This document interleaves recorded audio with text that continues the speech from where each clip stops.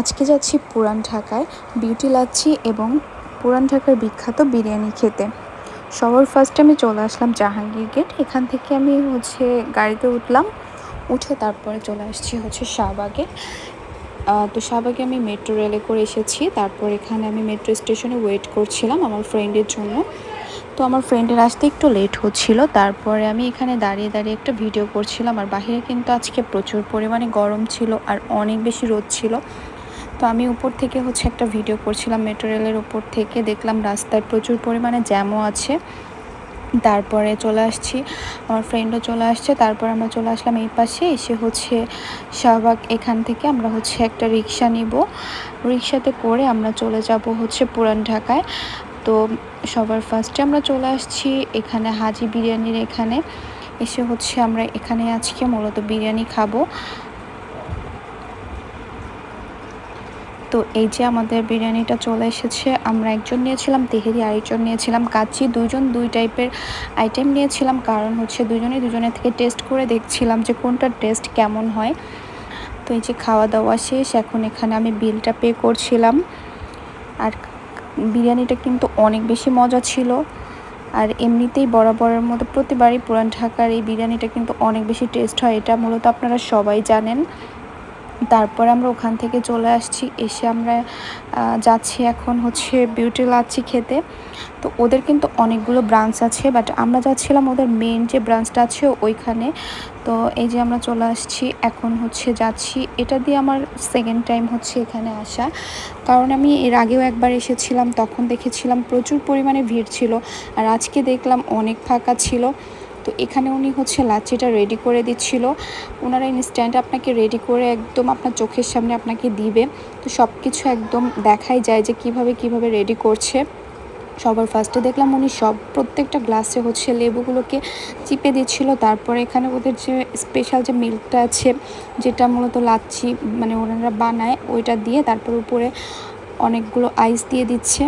আর test কিন্তু অনেক বেশি মজা। প্রাইজের কথা বললে, প্রাইজের তুলনায় টেস্ট কিন্তু খুবই ভালো। এত কম প্রাইজের মধ্যে আসলে এত মজাদার লাচ্ছি পাওয়া কিন্তু খুবই টাফ। তো এটা শুধুমাত্র বিউটি লাচ্ছিতেই পসিবল। জাস্ট একটু মিষ্টির পরিমাণটা একটু বেশি থাকে। আমার কাছে মনে হয়েছে মিষ্টিটা অতিরিক্ত বেশি, বাট বাকি সব কিছু ঠিকই লেগেছে আমার কাছে। এখানে আমি প্রত্যেকটা গ্লাসে সুন্দর মতো এগুলো রেডি করে দিচ্ছিল, আর আরেকজন এগুলো সবাইকে সার্ভ করছিল। তো তারপর আমার লাচ্ছিটা চলে এসেছে। আমি এখানে খুবই মজা করে খাচ্ছিলাম। আমার কাছে খুবই ভালো লাগছিল এই লাচ্ছিটা খেতে। আচ্ছা, আপনারা কারা কারা খেয়েছেন বলেন তো, কমেন্ট করে কিন্তু অবশ্যই আমাকে জানাবেন। আর কার কাছে কেমন লাগে এটাও অবশ্যই কমেন্ট করে জানাবেন। এবং পুরান ঢাকার আশেপাশে কারা কারা থাকেন তারা কিন্তু একটা কমেন্ট করবেন।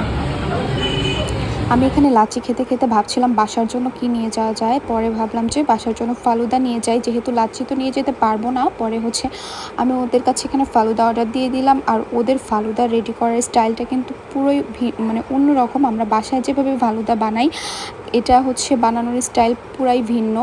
তো এখানে উনি ইচ্ছা মতো সব কিছু দিচ্ছিল। ফ্রুটস দিল, তারপরে দেখলাম সাগুদানা দিল, তারপরে দুধের একটা কি যেন দিল, তারপরে এখানে বাদাম দিচ্ছে, অনেক কিছু দিচ্ছে। এখানে আমি 3টা বাটি অর্ডার করেছিলাম। তো এটা আসলে আমি বাসায় নিয়ে যেতে যেতে এটা কিন্তু নষ্ট হয়ে গিয়েছিল। তো আমি আপনাদেরকে বলবো, আপনারা যারা যারা এটা মানে যাদের বাসা অনেক দূরে হবে তারা কেউ পার্সেল নেবেন না। প্রয়োজনে এখান থেকে খেয়ে তারপরে বাসায় যাবেন, কারণ এটা কিন্তু নষ্ট হয়ে। আর আমি বাহিরে অনেক লেট করেছিলাম। আমি আসলে অনেক ঘোরাঘুরি করেছি, যার কারণে এটা প্রায় 3-4 ঘন্টা গরমে বাহিরে ছিল, যার কারণে হয়তো বা এটা নষ্ট হয়ে গিয়েছিল। বাট এটার টেস্টও কিন্তু অনেক বেশি মজা ছিল, আর প্রাইস কিন্তু অনেক কম ছিল। তারপর আমাদের খাওয়া দাওয়া শেষ।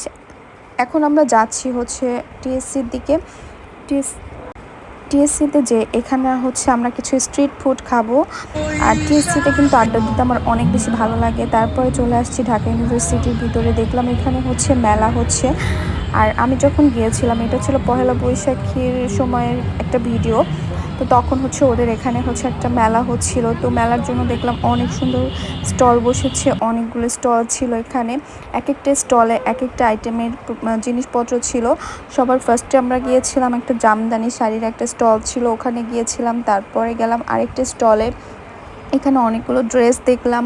আমার আসলে একটা জিনিসও পছন্দ হচ্ছিল না, একটা ড্রেসও ভালো ছিল না। তো যার কারণে আমি কিছু এখান থেকে কিনি নাই, জাস্ট দেখে দেখে ঘুরে ঘুরে চলে আসছি। বাট পছন্দ হয় নাই, কেনার ইচ্ছা ছিল বাট পছন্দ হয় নাই।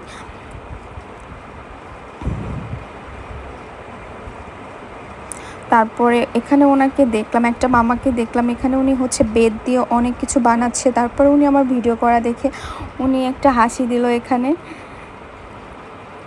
তারপরে চলে আসলাম আরেকটা স্টলে। এখানে একটা আপু হচ্ছে যে এই প্রোডাক্টগুলো সব কিছু কিন্তু উনি নিজে বাসায় হচ্ছে বানায়, একদম নিজে হাতে সব কিছু বানায়। তো এগুলো অনেক সুন্দর লাগছিল, অনেক ইউনিক ছিল এগুলো। আপনারা কারা কারা এই মেলাতে গিয়েছেন বলেন তো, কমেন্ট করে কিন্তু অবশ্যই জানাবেন। আর মেলাতেও কিন্তু অনেক ভিড় কম ছিল, যেহেতু আমরা বিকালের দিকে এসেছিলাম, তো আসলে মানুষজন তেমন একটা ছিল না, অনেক ফাঁকা ছিল।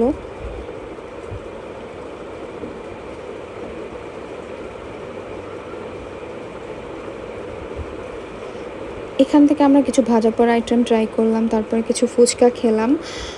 পরে চলে আসলাম হচ্ছে আরেকটা সাইডে।